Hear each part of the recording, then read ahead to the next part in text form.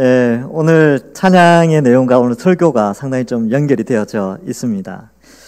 우리가 이 스데반의 설교를 살피고 있는데요. 성령 충만한 사람이 성령의 불이 임하면 어떻게 설교하는지, 어떻게 메시지를 전하는지 오늘 본문을 통해서 알 수가 있습니다. 그래서 우리가 지금 스데반의 설교를 살펴보고 있는데요.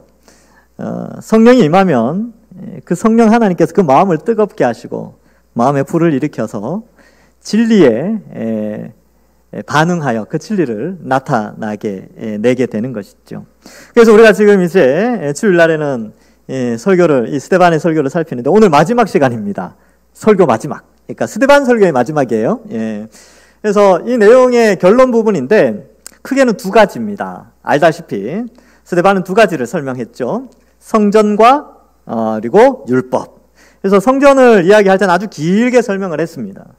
아브라함 때부터 메소포타미아, 그리고 하란, 가나안 땅, 이집트, 미디안 땅, 그 미디안 땅 안에 시내산, 그 어느 곳에서나 하나님이 함께 하셨고 광야에서도 하나님이 함께 하셨다. 성전이 하나님이 가두어 두는 장소가 되어서는 안 된다라는 것을 말씀하고 성막 역시 하나님이 함께 한다는 증거지 성막에 하나님이 항상 거기에만 계시다라고 생각해서는 안 된다라는 것을 계속 말씀하고 있습니다. 그리고 오늘 본문 말씀 이제 다시 설명을 하는 것이죠. 그 성막이 다윗 시대 때까지 이르게 되고 또 이 다윗은 어떻게 됩니까? 46절에 보니까 다윗이 하나님 앞에 은혜를 받아 야곱의 집을 위하여 하나님의 초소를 준비하게 하여 달라고 하더니 자 지금 계속 이제 성전에 대한 문제를 이야기를 하죠. 그리고 율법에 대한 문제도 또한 뒷부분에 가서 설명을 하게 되는 것입니다. 그래서 이 스데반은 어떻게 성전에 대해서 이렇게 성전에 대한 이해를 하게 되는가, 또 율법에 대한 이해를 어떻게 하고 있는가, 오늘 말씀 이것이 굉장히 중요합니다. 앞에 이때까지 설교한 것 기억 잘 안 나시죠? 괜찮습니다. 원래 드라마도 마지막 편 보면 다 정리되지 않습니까? 말씀도 그렇습니다. 오늘 이 말씀만 잘 하시면 스데반이 설교한 내용이 이런 내용이구나라는 것을 알 수 있게 되는 것이죠. 자, 46절에 다윗이 이제 사실 성전을 지으려고 했습니다. 그런데 다윗이 이제 사울이 죽고 나서 예루살렘으로 올라오게 되는데 올라와서 한 일 중에 하나가 왕궁을 지었습니다. 그래서 왕궁을 아주 멋있게 백향목을 가지고 아주 멋있게 지었는데 그의 마음속에 늘 한쪽 구석에 하나님의 성전을 짓고자 하는 마음이 있었죠. 그래서 일단 성막을 찾아 나서게 되었고 성막이 블레셋에 있다는 소식을 듣고 그것을 예루살렘으로 옮겨오게 됩니다. 그래서 예루살렘으로 올라올 때 어땠습니까? 다윗이 신이 나가지고 막 춤을 추고 막 그랬죠. 근데 이제 성전을 지으려고 했는데 하나님께서 다윗에게 그 전쟁으로 인해서 손에 피가 너무 많이 묻었기 때문에 그 다음 세대로 넘기도록 합니다. 그래서 이 역대상 22장 5절에는 다윗이 어떻게 준비를 하느냐 이렇게 되어 있습니다. 다윗이 이르되 내 아들 솔로몬이 어리고 미숙하고 여호와를 위하여 건축할 성전은 극히 웅장하여 만국의 명성과 영광이 있게 하여야 할지라. 그러므로 내가 이제 그것을 위하여 준비하리라 하고 다윗이 죽기 전에 많이 준비하였더라. 성전 건축을 위해서 온갖 것들을 다 준비해 놓은 거죠. 설계도나 아니면 그 재료나 이런 것들 다 준비했겠지요. 그래서 이렇게 준비를 하고 또 하나님께서 나단 선지자를 통하여서 다윗에게 또 약속도 하십니다. 사무엘하 7장 11절부터 13절에 보면 전에 내가 사사에게 명령하여 내 백성 이스라엘을 다스린 때와 같지 아니하고 이게 다윗이죠? 너를 모든 원수에게서 벗어나 편히 쉬게 하리라. 여호와가 또 내게 이르노니 여호와가 너를 위하여 집을 짓고 이 부분 참 재미있죠. 다윗은 하나님을 위하여 집을 짓기를 원했는데 하나님은 다윗을 위하여 집을 짓기를 원하셨습니다. 그래서 내 수완이 차서 내 조상들과 함께 누울 때에 내가 내 몸에서 날 내 씨를 내 뒤에 세워 그의 나라를 견고하게 하리라. 그의 이름을 위하여 집을 건축할 것이요 나는 그의 나라 왕위를 영원히 견고하게 하리라. 이렇게 기록하고 있습니다. 사실 이 본문에서 다윗의 씨라고 했을 때 첫 번째는 여러분들 솔로몬을 생각하실 거예요. 그러나 이 씨는 예수님과 연결되어져 있습니다. 솔로몬이 눈에 보이는 건물 성전을 지었죠. 근데 나중에 다 허물어졌어요. 느부갓네살 왕에 의해서 다 무너지게 됩니다. 그리고 나중에 헤롯이 다시 짓지만 그것도 나중에 AD 70년에 다 무너지지요. 그러면 하나님께서 다윗에게 약속하신 영원한 왕위 또 그 씨를 통하여 짓게 될 집은 어떤 집이냐 하면 바로 다윗의 씨로 오신 예수님을 통하여서 완전한 새로운 새 예루살렘 성전이 지어진다는 것을 다윗에게 예언한 것입니다. 그래서 이것이 성취가 되어졌는데요. 신약 시대에 오면 이렇게 기록합니다. 고린도전서 3장 16절에 보면 너희는 너희가 하나님의 성전인 것과 하나님의 성령이 너희 안에 계시는 것을 알지 못하느냐. 우리가 성전이 되었어요. 어떻게 해요? 예수님께서 우리의 죄의 형벌, 우리가 마땅히 하나님을 반역하여 하나님을 믿지 않아서 육체의 죽음과 지옥의 형벌을 당해야 되는데 그 형벌을 예수님이 대신 십자가에서 받으셨습니다. 그래서 십자가의 지옥의 고통을 당하시고 십자가에서 완전히 죽으시고 장사 지낸 바 된 것이죠. 그러나 예수님은 죄를 짓지 않으신 의인이기 때문에 의인은 영원히 산다고 했으니까 3일 만에 부활하시게 되는 것입니다. 누구든지 예수님을 믿는 자는 그리스도와 연합되어져서 그리스도의 의가 전달되어져서 의인으로서 주님 다시 오셨을 때 그도 예수님이 부활하신 것처럼 그도 영원한 육체의 영생을 가지고 완성될 하나님 나라 새하늘과 새 땅에서 영원히 살게 되는 것이죠. 이것이 바로 이 새 성전에 대한 그런 개념입니다. 그래서 성령 하나님 우리 속에 계세요. 그래서 지금 우리는 새로운 예루살렘 성전의 일부가 되었습니다. 그래서 에베소서 2장 21절과 22절에는 이렇게 기록합니다. 너희 안에서 건물마다 서로 연결하여 주 안에서 성전이 되어가고 너희도 성령 안에서 하나님이 거하실 초소가 되기 위하여 그리스도 예수 안에서 함께 지어져 가느니라. 그러니까 쉽게 생각하면 여러분들 한 사람 한 사람이 벽돌 한 장 한 장이에요. 그래서 이거는 이제 비유예요, 비유. 성전으로 지어져 가고 있다. 이 성전이 완공되면 어떻게 되는지 아세요? 완공되면 예수님이 이 땅에 재림하시게 됩니다. 그러한 원리지요. 이것을 설명하고 있습니다. 그래서 다윗에게 약속하신 영원한 왕위와 영원한 성전은요, 바로 예수님을 통하여서 성취되어지고 완성될 것입니다. 자, 이러한 배경 가운데 우리는 46절과 47절을 또한 살펴볼 수 있습니다. 자, 다윗과 솔로몬이 등장하는 때 이 성전을 지을 때 배경이 이렇습니다. 솔로몬이요, 열왕기상 5장 5절에 이렇게 말합니다. 여호와께서 내 아버지 다윗에게 하신 말씀에 내가 너를 이어 내 자리에 오르게 할 내 아들 그가 내 이름을 위하여 성전을 건축하리라 하신 대로 내가 내 하나님 여호와의 이름을 위하여 성전을 건축하려 하오니 라고 하며 성전을 짓게 돼요. 성전을 짓는데 솔로몬의 머릿속에는 어떤 생각이 있었냐면 이 성전이 하나님이 쉬시거나 하나님이 거주하시거나 하나님이 임재해 계시는 곳이 아니라는 개념을 알고 있었습니다. 단지 성전은 하나님이 우리 민족과 함께 하신다, 하나님의 백성들과 함께 하신다라는 증거의 건물로서의 의미를 솔로몬이 알고 있었어요. 그래서 열왕기상 8장 27절에 보면 이런 말씀이 나옵니다. 하나님이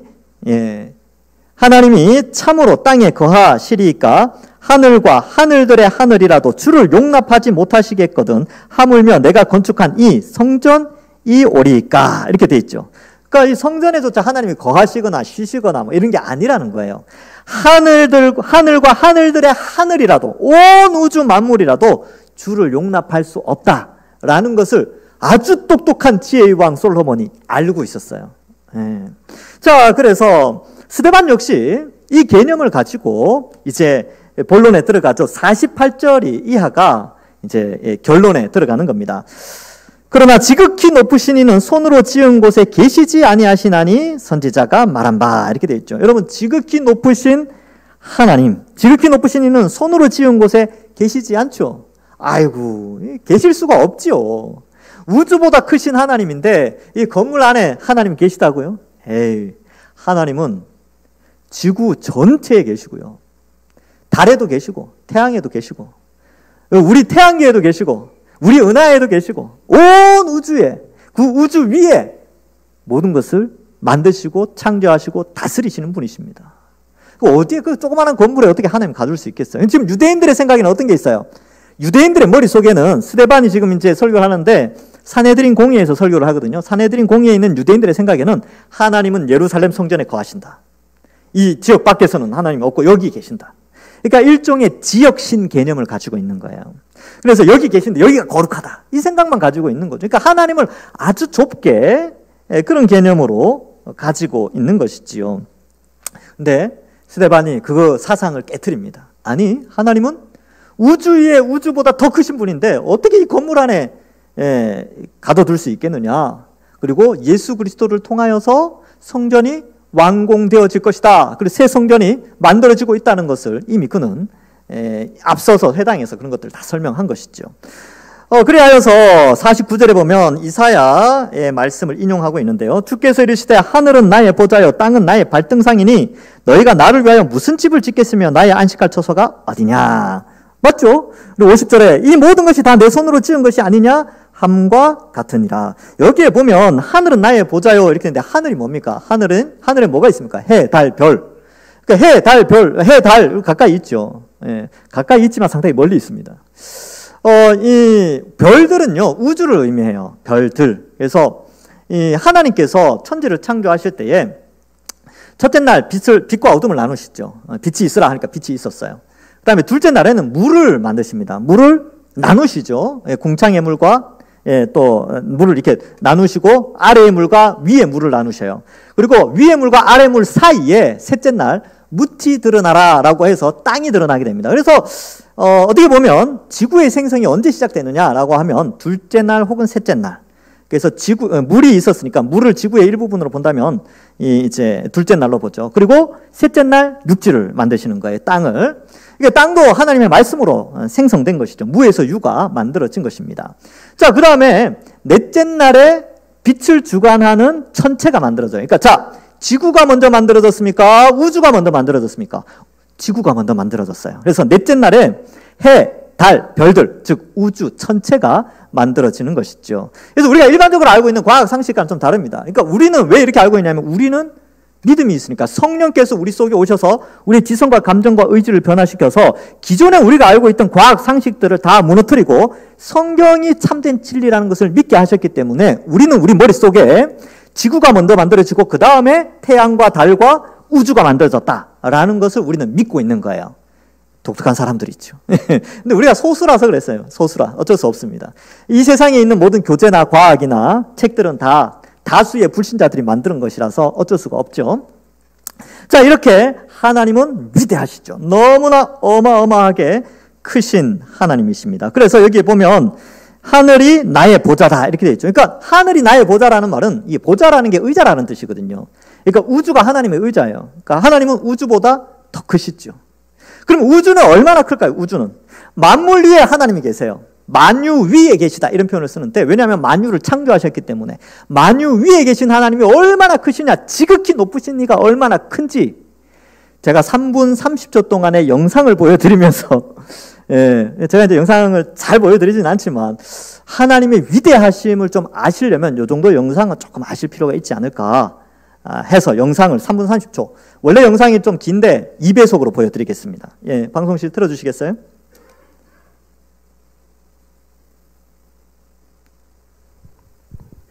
예.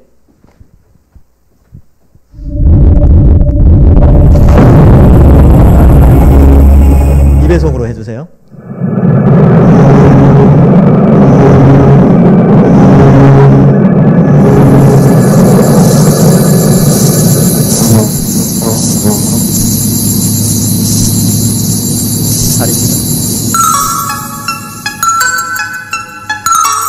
자, 우주의 크기를 알려드리기 위해서 이거 보여드리는 거예요. 우주가 얼마큼, 하나님이 만드신 우주가 얼마나 큰지 보시는 거예요.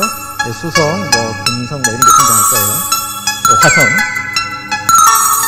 이게 금성이죠. 이게 지구입니다. 우리가 사는 지구. 너무나 예쁘죠. 이거는 이제 발견된 항성 중에 좀 큰 거죠. 이게 해왕성, 이게 천왕성입니다. 토성 있죠? 꽤 크죠. 요거는 태양은 아닙니다. 요거는 이제 다른 별이고요. 이게 목성입니다. 요건 이제 또 다른 항성 중에 제일 큰 항성을 의미하고, 요게 태양이죠. 요게 백색 외성입니다. 좀 더 크게 엄청 크죠.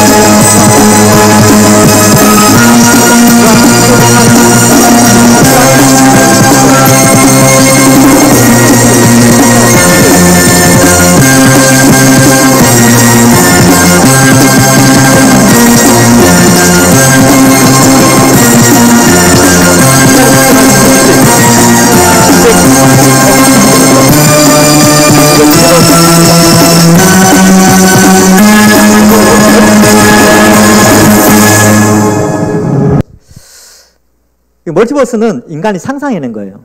저거는 실제로 있는지 없는지 몰라요. 근데 유니버스, 즉 인간이 측정할 수 있는 게 이제 이 정도 크기가 있는데 이거는 어마어마한 크기인데 이것을 하나님이 만드셨다. 자, 그렇다면 여러분 생각해 보십시오. 저기를 하나님의 보좌로, 하나님이 저기를 의자로 생각하신대요. 하나님이 얼마나 크십니까? 그죠? 근데 그 하나님이, 그 어마어마하신 하나님이 지구를 먼저 만드시고, 그리고 지구에 있는 것들을 다 환경을 만드신 다음에 마지막에 우리를 만드셨습니다. 그러니까 이 만유 위에 계신 하나님이 이 만유 안에 거하셔서 우리를 만드시고 이 지구를 다스리시죠. 그렇다면 여러분 한번 생각해 보세요. 예루살렘 성전을 지어놓고 저 위대하시고 크신 하나님이 그 성전에만 계신다고요? 이건 너무 하나님을 좀 작게 생각하는 거 아닙니까? 그리고 하나님은 어디에나 계시죠. 예, 하나님 어디에나 계십니다. 우리가 생각해 볼 때 우리 직장이나 가정이나 교회나 우리가 타는 버스나 지하철이나 그 모든 것을 하나님이 다 주관하고 계시고 특별히 그의 택한 백성을 돌보시고 지켜주시죠. 그런데 저 어마어마하신 하나님은 우리가 뭐길래 2000년 전에 그의 아들 성자 하나님이 이 지구상에 이 연약한 정말 먼지보다도 작은 우리와 같은 우리를 구원해 주시기 위하여 이 땅에 인간의 몸으로 오셨다니까요. 저 어마어마하신 크신 하나님이. 그리고 대신 죽어주셨죠. 놀라운 사랑입니다. 자, 근데 그 하나님은 어때요? 하늘은 나의 보좌, 땅은 나의 발등상이니 이렇게 되어 있죠. 이 지구를 의미합니다. 하나님이 이 지구상에 내재하셔서 그의 백성들을 구원하시고 인도하시고 이끌어 주십니다. 자, 그렇다면 여기서 생각해 볼게. 저 우주를 만드신 하나님이 우리를 만드신 것이 맞느냐? 그래서 여러분 최근에 논문이 하나 발표됐는데 그 논문에 이 우주의 구조와 인간의 뇌세포 구조를 비교한 것이 있습니다. 한번 보시겠습니까? 1분 한 30초만 보여드릴게요. 보여주시겠어요?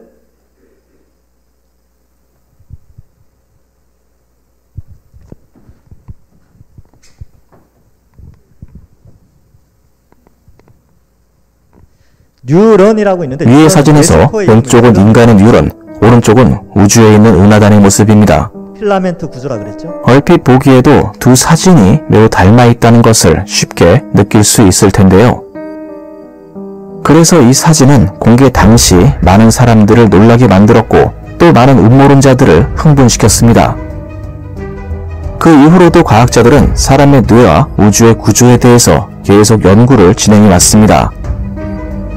그리고 얼마 전에 그 결과가 발표되었는데요. 그 내용이 상당히 놀라웠습니다. 우리의 뇌가 우주의 모양뿐만 아니라 여러 가지 수치적인 면에서도 비슷한 부분이 많다는 것이 새롭게 발견된 겁니다.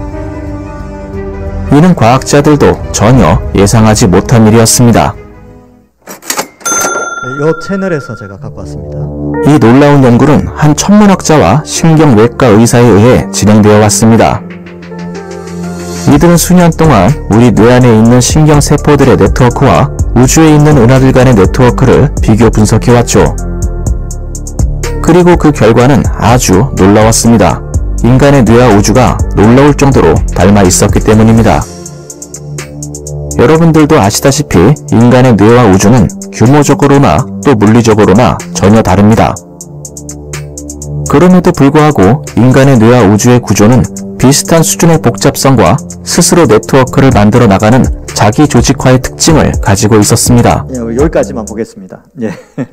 자, 여기까지 제가 보여드린 이유는 우주를 만드신 설계자이신 하나님이 인간을 만드시는데 이 만유 안에 계셔서 사람을 하나님의 형상대로 창조하신 사람의 그 뇌세포, 아주 작은 뇌세포 안에 작은 신경까지도 이 구조가 똑같이 만들었죠. 이걸 통해서 우리가 뭘 알 수 있냐면 설계자가 같다는 거예요. 설계자가. 근데 우리는 믿음을 가지고 보면 같아 보여요. 근데 불신자들은 하나님의 존재를 인정하지 않죠. 그래서 저 영상은 불신자가 만든 것 같아요. 그래서 영상 끝까지 보면 신기하다 하고 끝나요. 오, 신기하다 하고 그게 끝입니다. 근데 우리는 신기하다, 하나님이 만드셨구나라는 결론에 도달하게 되는 것이죠. 그래서 제가 이제 이 말씀을 드리는 이유는 여러분 우리가 하나님을 너무 작게 생각한다는 거예요. 그리고 성경에 기록된 내용들을 하나의 신화나 꾸며낸 얘기처럼 생각하는 사람들이 아직도 교회 안에서도 있을 수 있기 때문에 오히려 과학이 발전하고 고고학이 발전할수록 성경의 모든 내용들이 참이라는 사실들이 계속 증명되어지고 있다는 것을 나타내면서 하나님은 위대하신 하나님이 이 땅에 임재하셔서 그의 백성들을 택하여 구원해 계시고 우리를 만드신 분이라는 것을 나타내고 있습니다. 여러분, 저는 뇌세포, 아주 작은 뇌세포 하나에 저는 엄청나게 아주 세밀한 소우주가 담겨져 있다면 이게 어떻게 진화를 해서 이게 발전을 했겠습니까? 만들지 않으면 저렇게 되지 않습니다. 그래서 하나님이 만드신 것이죠. 그래서 50절에도 이 모든 것이 다 내 손으로 지은 것이 아니냐라고 하나님이 이사야를 통해서 말씀하신 거예요. 우리는 이 사실을 믿는 자들이 있죠. 그렇다면 하나님은 어디든지 계십니다. 우리도 이 개념을 가지고 계신 것이고 이제 그 하나님이 우리 속에 성령 하나님을 보내주셔서 우리를 성전 삼아 새 예루살렘으로 우리를 세워주시는 것이지요. 그러니까 어디 건물이나 어떤 모양 이런 데 가서 엎드리거나 절하지 마십시오. 오늘 대보름이죠. 달 보고 소원 빌고 이런 어리석은 짓. 우주의 크기에 비하면 달 보이지도 않습니다. 거기에 무슨 신이 있습니까? 태양 보고 막 기도하고 그런 게 어디 있어요? 태양도 아주 먼지에 불과한데 그 모든 우주를 창조하신 하나님 앞에 엎드려 우리는 기도하고 하나님을 섬기는 것이죠. 그러니까 하나님의 모양을 만들 수 있습니까? 없습니까? 없지요. 없다니까요. 하나님을 건물 안에 가두어 둘 수가 없어요. 그것을 지금 스데반이 설명하고 있는 겁니다. 그래서 이 유대인들에게 이것을 설명하고 이제 두 번째, 스데반의 메시지 두 번째죠. 뭐냐면 율법에 가는 겁니다. 자, 51절에 목이 곧고 마음과 귀에 할례를 받지 못한 사람들아 너희도 너희 조상과 같이 항상 성령을 거스르는도다. 여기 목이 곧다라는 표현, 마음과 귀에 할례를 받지 못했다는 표현은 신명기와 예레미야의 말씀을 인용한 반향이라고 하죠. 이걸 이렇게 떠올리게 하는 그런 단어들입니다. 신명기 10장 16절에 보면 그러므로 너희는 마음의 할례를 행하고 유대인들은 육체 껍데기에 할례를 행했거든요. 그런데 신명기에 모세가 쓴 글에도 마음의 할례를 행하고 다시는 목을 곧게 하지 말라, 교만하지 말라는 것이죠. 예레미야 17장 23절에도 그들은 청종하지 아니하며 귀를 기울이지 아니하며 그 목을 곧게 하여 듣지 아니하며 교훈을 받지 아니하였느니라. 이렇게 듣지 않고 받지 않았다는 말은 마음과 귀에 할례를 받지 않은 것을 의미하는 것이죠.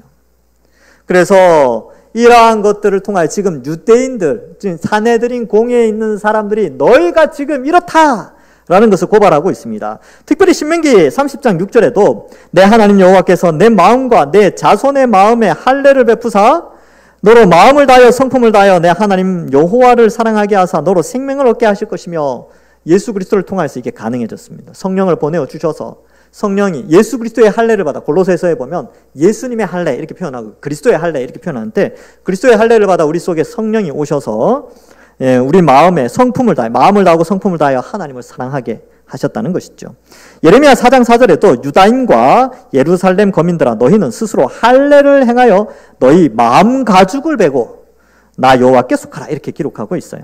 예레미야 6장 10절에도 내가 누구에게 말하며 누구에게 경책하여 듣게 할고 보라 그 귀가 할례 받지 못하였으므로 듣지 못하는도다 라고 기록하고 있습니다. 귀가 할례 받지 못하니까 말씀을 안 듣는다는 거예요. 그러니까 말씀이 들리긴 하는데 이게 한쪽 귀로 듣고 슉 흘러버린다는 거죠. 아니면 아예 귀를 막아서 튕겨나가게 하는 거죠. 이것이 바로 마음과 귀에 할례 받지 못한 자의 모습입니다. 말씀에 순종하지 않았다는 것이죠. 그래서 이러한 것들을 나타내고 있는데 52절에 보면 너희 조상들이 선지자들 중에 누구를 박해하지 아니하였느냐 의인이 오시리라고 예고한 자들을 그들이 죽였고 이제 너희는 그 의인을 잡아 죽인 자요 살인한 자가 되나니. 여러분 지금 무슨 말을 하고 있냐면 지금 사내들인 공회잖아요. 공회는 옳고 그름을 판단하는 자리입니다. 그러니까 우리로 치면 대법관들이 앉아 있어요. 근데 이제 죄인이 딱 서가지고 대법관들한테 뭐라고 했냐면 너희가 살인죄를 저질렀어! 라고 이제 이야기하는 거죠. 너희가 살인자야.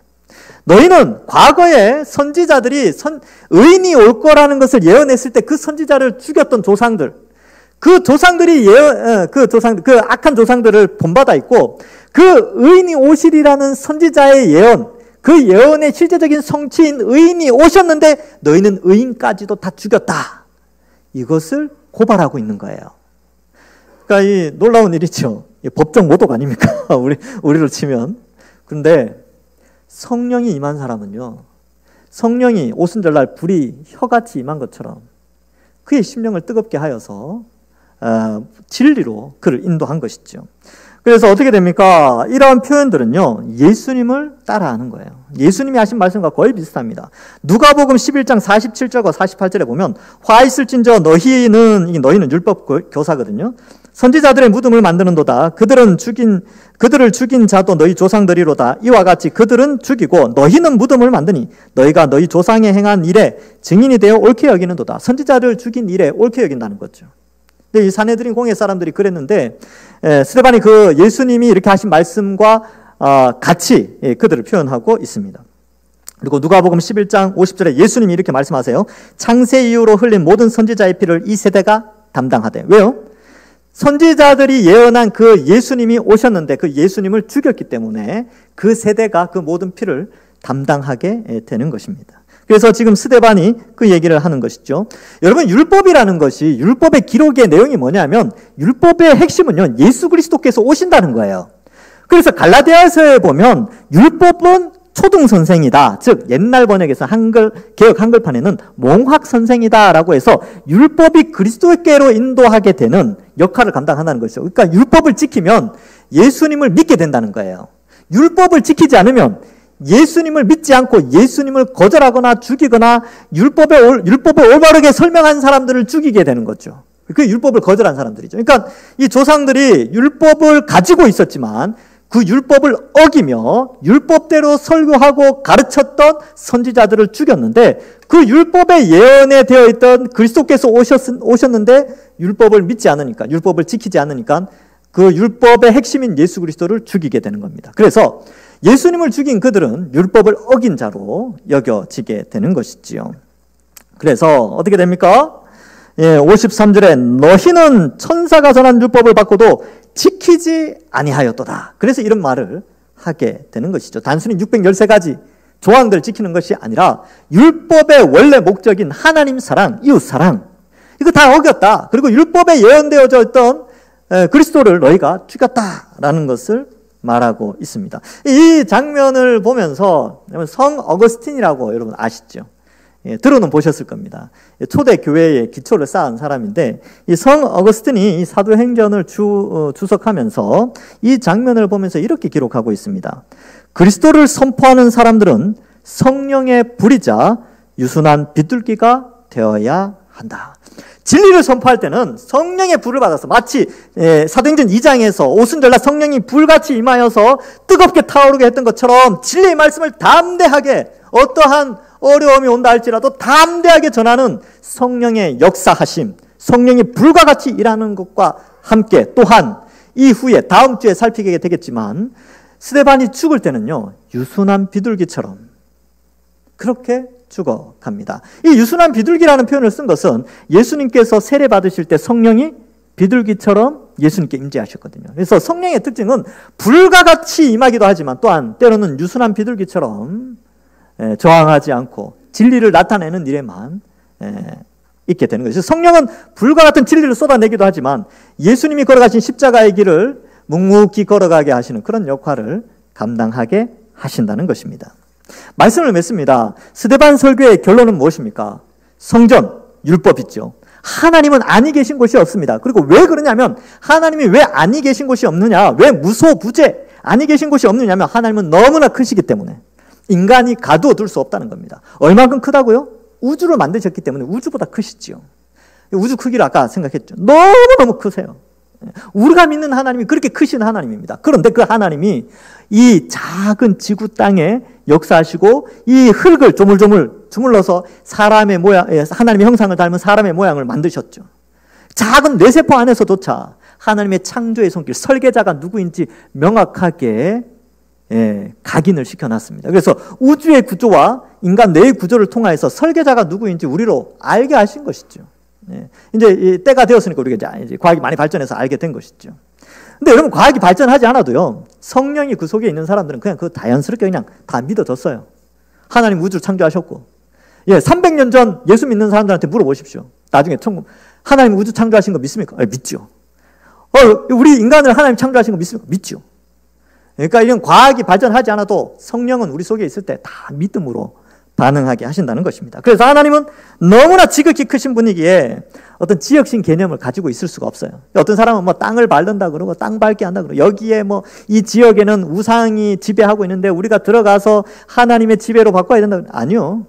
전 세계는 다 하나님이 지배하고 계십니다. 그래서 땅 밟기를 할 때 뭐 땅 밟는다 이런 표현을 많이 쓰는데 저는 썩 좋아하지 않습니다. 대신 이렇게 표현하는 것이 맞지요. 가서 땅을 밟아 악한 영을 몰아내는 것이 아니라 이미 계신 하나님의 역사를 우리 입으로 선포하는 것이 그런 의미가 있다면 그냥 땅 밟으면 되죠. 땅 밟아서 그렇게 복음 선포하는 의미가 있지 지역신을 몰아낸다 이런 개념들은 크신 하나님과는 맞지 않는 표현입니다. 하나님의 위대하심을 축소시키는 것이죠. 지역신 개념 이런 것들은 우리에게 없어요. 하나님은 온 우주를 다스리시고 이 지구를 다스리시고 계시기 때문에 앞으로 땅 밟는다 이런 개념은 그렇게 생각하십시오. 이곳에 하나님이 복음 전파라. 이곳이 하나님의 땅이라는 것을 하나님이 만드신 곳이라는 것을 선포하라는 의미에서 땅을 밟아야 되겠구나. 이렇게 생각하시면 괜찮겠습니다. 또한 율법은 무엇입니까? 율법의 목적은 예수 그리스도를 믿고 하나님 뜻대로 살아가고자 하는 의미가 있습니다. 하나님 사랑과 이웃 사랑이 율법의 가장 큰 계명이죠. 근데 이것이 인간의 연약한 힘으로는 안 돼요. 그래서 하나님께서 성령 하나님을 우리에게 보내주셔서 우리의 지성과 감정과 의지를 변화시켜서 우리가 이제 하나님을 드디어 사랑할 수 있도록 진심으로 성령의 인도함을 받아 살 수 있도록 하신 것이죠. 이것이 바로 성령 충만한 삶입니다. 성령이 우리 속에 계시면 하나님의 뜻대로 성령을 거스르는 자가 아니라 성령과 동행하며 살 수 있도록 우리와 함께 하시는 것이죠. 그래서 성령 충만의 길은 무엇입니까? 말씀과 기도 외에는 없습니다. 말씀과 기도. 그래서 제가 끊임없이 말씀을 많이 배워야 된다. 예배 시간에 설교 시간에 집중해야 된다. 집에 가서 성경 읽어야 된다. 주보에 주간 말씀 해서 내시면 선물 준다. 왜 그러겠습니까? 왜? 성령의 인도함을 받는 길이기 때문에 그렇습니다. 저주 오라고 하는 게 아니라니까요. 그렇게 해야 성령의 인도함을 받아 하나님 사랑, 이웃 사랑, 우리 잘못된 이 유대인들의 이러한 것들을 타산지 속으로 삼아서 우리는 거룩하게 살 수 있는 것이죠. 그래서 성령을 가까이 하고 또 매일매일 기도 많이 하십시오. 버스, 지하철, 눈 뜨고 기도하셔도 상관없습니다. 교회 나와서 기도하셔야죠. 그러나 집에서도 기도하시고 직장에서도 기도하셔도 됩니다. 눈 뜨고 기도하셔도 하나님 다 들으세요. 아까 봤잖아요. 하나님이 얼마나 크신지. 눈 감을 때만 하나님 기도 들으실까요? 아니요. 눈 떠도 기도 다 들으십니다. 금식 기도만 하나님 들으십니까? 아니요. 포식 기도도 다 들으세요. 전능하신 하나님인데. 그래서 이 하나님의 뜻에 합당하게 살려면 성령의 충만함, 이것에 우리가 살아가는 것이죠. 유대인들은 실패했어요. 그러나 우리는 하나님이 우리를 택하여 주셔서 은혜로 성령을 부어주시고 말씀을 깨달아 알게 하시고 성령이 말씀을 통하여 우리를 더욱더 거룩하게 살아갈 수 있도록 성화, 거룩한 삶을 살 수 있도록 능력을 주신다는 사실을 믿으시기 바랍니다. 그리하여서 여러분 이제 좀 당당하게 삽시다. 한 주간 사시면서 세상 가운데, 이 넓은 세상 가운데에서 막 그리스도인인데 막 감추고 부끄러워, 나는 그리스도인임을 나타내는 게 좀 쑥스러워, 이렇게 하지 말고 예수 믿는 거 나타내십시오. 우리가 믿는 하나님은 얼마나 크신 하나님이신데요. 그리스도인으로서 자신을 드러내고, 그리고 그 크신 하나님을 위해서 헌신하고 봉사하는 그거 아깝게 생각하시면 안 됩니다. 시간을 드리고, 내 시간인데 이런 생각 말고 주의 시간, 하나님의 시간이다 이렇게 생각하고 주를 위한 시간들 헌신하시고 그렇게 하는 것이죠.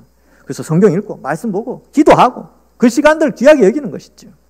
그리하여 성령 충만함으로 한 주간 매일매일 어느 곳에 있든지 어느 시간대에든지 성령의 충만함으로 하나님이 기뻐하시는 삶을 사시는, 그리하여 당당한 그리스도인으로서 우리가 믿는 하나님이 이런 하나님이시다라는 것을 믿고 한 주간 어느 곳에 있든지 그리스도인으로서 살아가시는 우리 모든 주의 백성들 되기를 주님의 이름으로 간절히 축원합니다.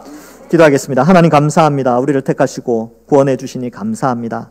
위대하신 하나님, 크신 하나님, 지극히 높으신 하나님을 우리가 믿고 있다는 사실에 늘 감사하며 그 하나님은 우리에게 성령을 부어주셔서 우리를 성전 삼으시고 성령 충만함으로 우리를 거룩하게 살게 하여 주시니 감사합니다. 그래야 이번 한 주간 그리스도인으로서 당당하게 살게 하시고 믿음으로 살아가는 저희들 다 될 수 있도록 축복하여 주옵소서. 죄악과 타협하지 않고 또 거룩한 성화의 삶을 살게 하여 주옵소서. 감사하고 예수님의 이름으로 기도하옵나이다. 아멘.